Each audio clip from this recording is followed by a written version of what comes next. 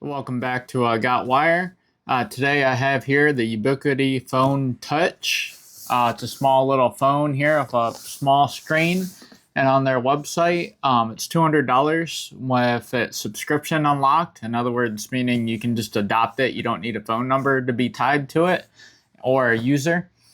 And subscription locked is only $80, but you have to have a phone number tied to it and also a user.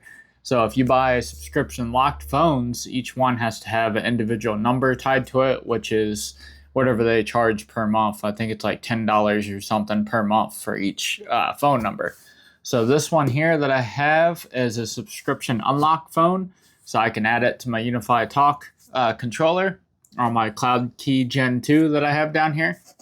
So I'm going to unbox it real quick, get it plugged up, and show you the features of it. I get it unboxed here. This is what the phone looks like. It has your screen here. We'll go ahead and peel this off. And then you get your headset phone. It just rests on here. They get a little plastic. We'll take that off. It just rests on that little stand like that. So you have your Ubiquiti logo here. You got volume logo. You got application, where you can click on that and swap applications because you can access your Unified Protect on the screen and see your Protect cameras.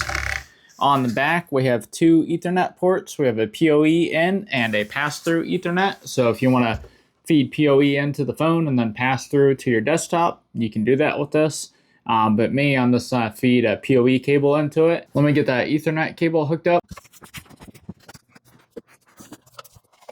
So I got my Ethernet cable here plugged into my 2.5 gig PoE switch. So we'll plug this in. The port on the back here is only 1 gig, so not that the phone needs 2.5 gig. So we'll get that plugged up here and see if it turns. Yep, it's turning on right now. Just gotta wait for it to load up here. It doesn't take that long.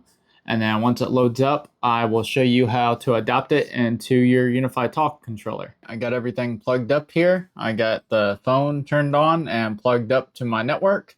The first thing I did was I went into my switch and I put it on my phone VLAN. But that was a mistake because when I did that, the Cloud Key Gen 2 that runs my Unified Talk controller is on a separate VLAN and it couldn't see the phone. So what you have to do is you have to put it on the same VLAN, adopt the phone, and then once it's adopted, it'll save the IP of the Cloud Key Gen 2. And as long as it's routable to that after you change the VLAN, it won't have any problems. So that's what I'm gonna have to do here. I plugged it up and I was wondering why I couldn't find it. That was why. So I'm gonna go to Unified Devices, go to my switch here, go to Port Manager, and I named it Phone. It's in port 7. So right now it's on my phone VLAN, and the controller, it can't find the phone. So we're gonna switch it back to my default VLAN, which has my Cloud Key Gen 2 on it. We'll hit Apply Changes. And then we'll have to power cycle this port. I just power cycled it. The phone's on restart here. So that way it gets a new IP address on the default VLAN with my controller on it. So technically it's not adopting a device, it's assigning a device. So you just assign this phone to a user and a phone number. So I'm gonna click on Assign Device here and just select on the drop down. And I am gonna assign it to Tammy here because she's already part of my group with my internal and external phone number. You hit Assign. And of course it needs a update. I got this little notepad here covering up my phone number. And I get an extension of 1222. So over here, my phone has a name and a phone number, or a user and a phone number. So I'm gonna dial my extension over there. And as you can hear, my other phone is ringing on my other desk.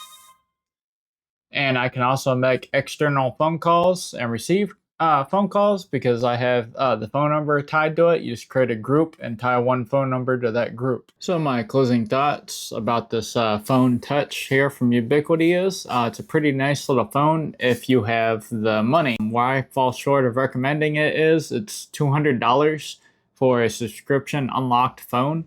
So you don't have to get a number for it. In my opinion, that's way too much for like a home labber or if you're just using it for a home phone. But I guess this is mainly meant for businesses, for them to have a desk phone for their employees. And in that situation, I'm sure the business would easily have the money for all these phones. But if you're just doing it for home lab or for home use, I would get one of these Grandstream phones. They connect to your Wi-Fi and they're wireless. This one here was like 80 bucks. After you get done watching this video, go down. I made a video about this one. It's a pretty good video. I would go ahead and get this one if you're just using it for home lab. These Grandstream phones work really well. But this one here, I like how it has 2 Ethernet ports on the back, so you can do pass-through if you only have one cable right into your location. I like the build quality of it. It's pretty sturdy, feels really well built. And this phone here, I think it's magnetic, but it just sits in there really nice. And I like the screen on this.